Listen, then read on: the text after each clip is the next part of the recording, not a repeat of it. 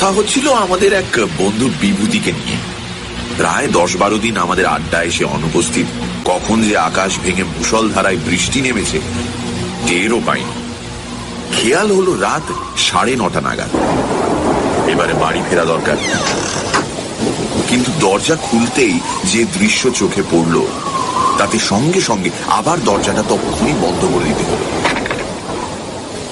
ঝমঝম করে তখনও বৃষ্টি ঝরছে এবং বৃষ্টির ছাঁটের ঘন কুয়াশায় চারদিক একাকার। তাই সকলে আবার জাঁকিয়ে বসলাম।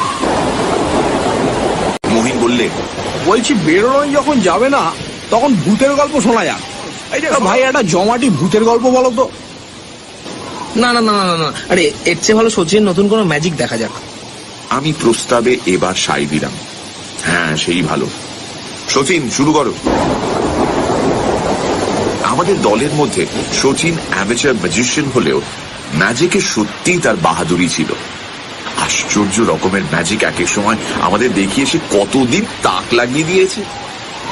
ঘরের এক কোণে একটা চেয়ারে বসে সচিন আপন মনে একটা সিগারেট টানছিল। আমার প্রস্তাবে সে বলল, ম্যাজিক যে দেখাবো তার জিনিসপত্র কোথায়? জিনিসপত্র না হলে ম্যাজিক দেখাতে পারবে না। কিসের ম্যাজিশিয়ান তুই? ঠিক আছে, শুধু হাতেই দেখাচ্ছি তাহলে। সকলে উৎসাহিত হয়ে উঠলাম। এক কাজ কর, ঘরের আলোটা নেবা আর একটা ক্যান্ডেল জ্বালিয়ে টেবিলের ওপর রাখ। সচিনের কথা মতো তাই করা হলো। একটা মাত্র ক্যান্ডেলের আলো ঘরের মধ্যে অদ্ভুত আলো ছায়া সৃষ্টি করেছে। আলোর শিখার একটা ছায়া সেই আধো আলো আধো আধারে দেয়ালের গায়ে কাঁপছে। বাইরে সমানে পড়ছে বৃষ্টি। সচিন তার আগের আসনেই বসা। কিরে, শুরু কর তোর ম্যাজিক, বলল সরোজ। চুপ কর, কথা বলিস না। তারপর সবাই চুপচাপ। 1 মিনিট 2 মিনিট করে প্রায় 15 মিনিট কেটে গেল। এদিকে সবাই অধৈর্য হয়ে উঠছে। এমন সময় সরোজ আবার প্রশ্ন করল, এই এই সচে, এ কি রে, ঘুমলি নাকি? চুপ, দরজাটা খুলে দে, কে এসেছে দেখ। সত্যি জলের ছপছপ একটা শব্দ আমরা সকলেই শুনতে পেলাম। আর শব্দটা ক্রমে এগিয়ে এসে বন্ধ দরজার কাছেই থামল। তারপর দরজার গায়ে শব্দ উঠল, কে? আবার শব্দ। আমি উঠে গিয়ে দরজাটা খুললাম। সঙ্গে সঙ্গে একবার বিদ্যুৎ চমকালো।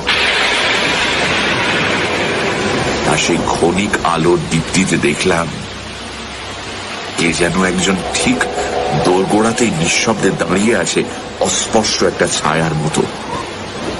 কে? কিন্তু আগন্তুক আমার প্রশ্নের কোনো সাড়া দিল না। খানিকটা জমাট কুয়াশার মতোই পাশ কাটিয়ে ঘরে গিয়ে ঢুকতেই আমি দরজাটা যেমন বন্ধ করেছি, সঙ্গে সঙ্গে দমকা হওয়ায় ঘরের একটি মাত্র ক্যান্ডেলের আলোটি নিভে গেল। মুহূর্তে ঘন অন্ধকার চারিদিক গ্রাস করল। এবারে সচিন প্রশ্ন করল, তুমি কে? আমি বিভূতি। বিভূতি? কে বিভূতি? বিভূতি চক্রবর্তী। হাত বাড়িয়ে দেয়ালে আলোর সুইচটা টিপলাম। খট করে একটা শব্দ হলো মাত্র, কিন্তু ঘরে আলো জ্বলছে না।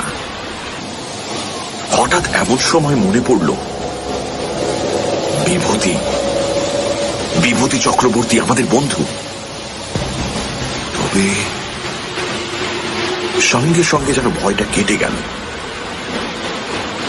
উৎসাহ নিয়ে বললাম, বিভূতি তুই? সেই আগের মতো চাপা কণ্ঠস্বর। মনে হলো বড় বড় কষ্ট হচ্ছে তার কথা বলতে। আরো মনে পড়ল বিভূতি তো থাকে সেই ভবানীপুরে, প্রায় 10-12 দিন আড্ডায় আমাদের আসে না। সে এই প্রচন্ড বর্ষণমুখর রাতে সেই ভবানীপুর থেকে এসেছে। একটু বিস্ময়ই লাগে। আমি এবারে প্রশ্ন করলাম, এই ঝড় জলের মধ্যে এত রাতে তুই? ব্যাপার কি বিভূতি? বিভূতি আমার প্রশ্নের কোনো জবাব না দিয়ে শচীনকে সম্বোধন করে বলল, শচীন, আমাকে তুই ডাকছিলি কেন? এই জলের মধ্যে তুই এলি কি করে রে বিভু? জল? হ্যাঁ, বাইরে তো ভীষণ বৃষ্টি। তা হবে। তা হবে কি রে, চারিদিকে জল থই থই করছে। তুই কি আগেই বের হয়েছিলি? না তো, শচীন ডাকার সঙ্গে সঙ্গেই তো এলাম।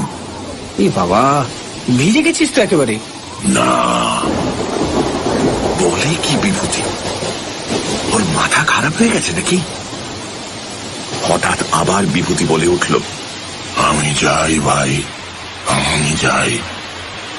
যাবি? কোথায় যাবি এই বৃষ্টির মধ্যে? তোর কি মাথা খারাপ হলো নাকি? আমার বড় কষ্ট হচ্ছে, আমি আর ঘরের মধ্যে থাকতে পারছি না, আমি চললাম। বলবার সঙ্গে সঙ্গে দরজাটা যেন খুলে গেল, আর ঠিক সেই মুহূর্তে ঘরের আলোটা দপ করে জ্বলে উঠল। কিন্তু কোথায় বিভূতি? আমরা ঘরের মধ্যে হতভম্বের মতো দাঁড়িয়ে আছি। বিভূতি! বিভূতি! বিভূতি!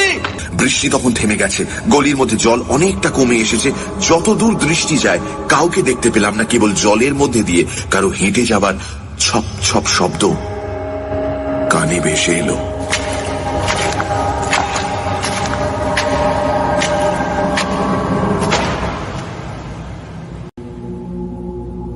পরের দিন দুটো সংবাদ আমরা জানতে পারলাম।